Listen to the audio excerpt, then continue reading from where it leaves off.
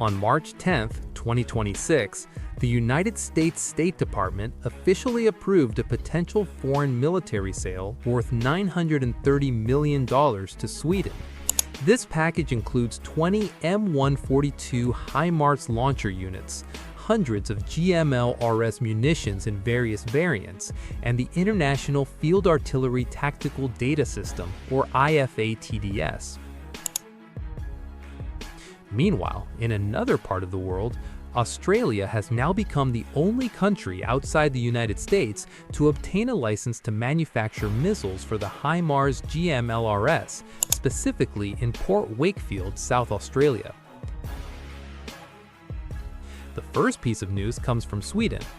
This agreement does not only order the standard M31A2 GMLRS variant, which has a range of 70 kilometers, but they are also eyeing the latest extended range, or ER GMLRS variant, which includes the M403 and M404 pods.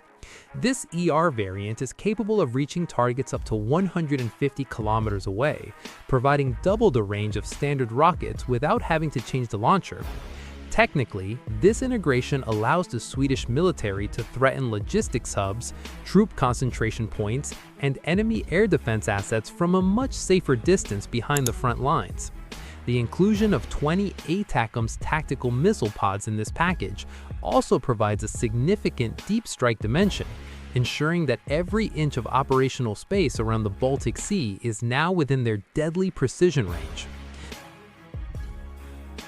It should be emphasized that the effectiveness of this hardware will heavily depend on the accompanying digital infrastructure. The most crucial aspect is the inclusion of 24 units of the IFA-TDS system and secure radios. This is the brain of the firing system. With these devices, Swedish artillery units will no longer operate as isolated entities, but rather become an integral part of the highly complex NATO Joint Fires architecture.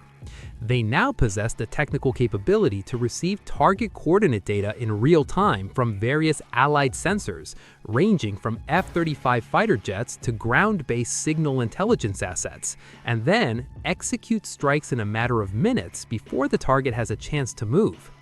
Washington views the Swedish military institution as already operating at a very high level of professional readiness, meaning they are considered capable of absorbing this advanced technology immediately without requiring a prolonged adaptation period. This doctrinal shift in Northern Europe runs parallel to strategic dynamics in another hemisphere, where Australia is taking an even more progressive step to address vulnerabilities in the global munitions supply chain. And this is the second piece of news. On March 4, 2026, the Australian government announced that the manufacturing facility in Port Wakefield, South Australia, has officially begun domestic production of GMLRS missiles.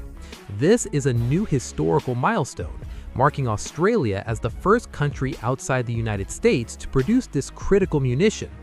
This move is driven by the harsh realities in the Indo-Pacific, where reliance on U.S. production lines, which frequently experience bottlenecks, is considered a national security risk that can no longer be tolerated.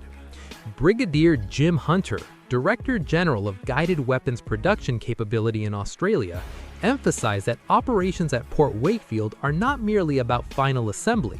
The focus is on achieving a sovereign end-to-end or tip-to-tail production capability. The current initial phase is indeed still a risk reduction activity to align techniques and equipment with United States standards. However, the ambition is massive: to build a high-rate production facility targeting 4,000 missiles per year by 2029. With a total projected investment reaching 21 billion Australian dollars over the next 10 years, Canberra is building an industrial foundation that will give their military an operational resilience far exceeding that of neighboring countries in the region. Furthermore, this industrial readiness in Australia is designed as a stepping stone to produce the Precision Strike Missile, or PRSM.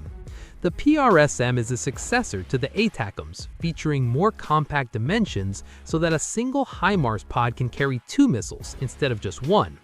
Future versions of this missile are projected to be capable of hitting targets beyond a range of 1,000 kilometers. The urgency of utilizing this class of missile is further validated by real-world usage data.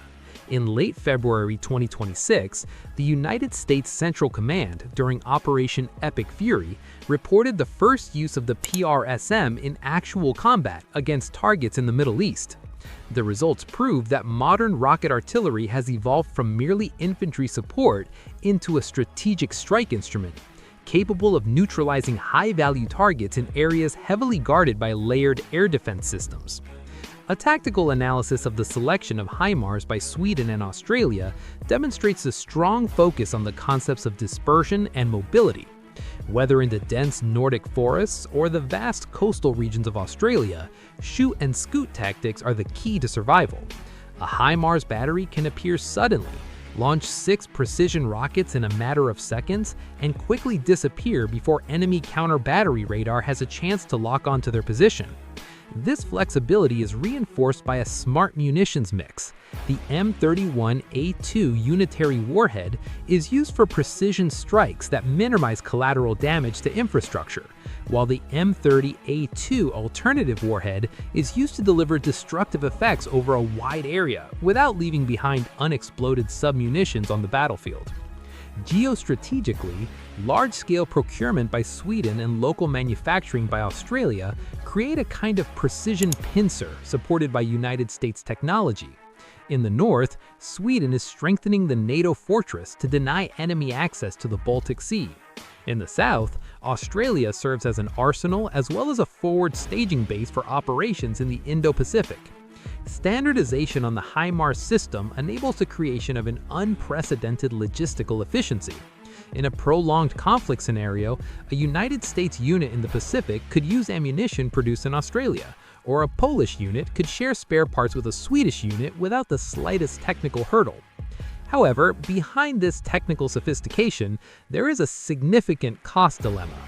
These multi-billion-dollar investments force the governments of both countries to balance their budgets between offensive land defense and the need for their air and naval domains.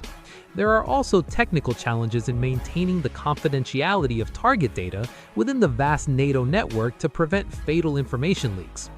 Nevertheless, the steps taken by Stockholm and Canberra in 2026 demonstrate a shared understanding that in the modern era of warfare, the winner is determined by who can strike further, more accurately, and who has the longest logistical endurance.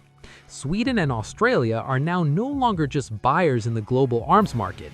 They have become key actors shaping the trajectory of precision firepower in the 21st century. So, what do you think about the news above? Let me know.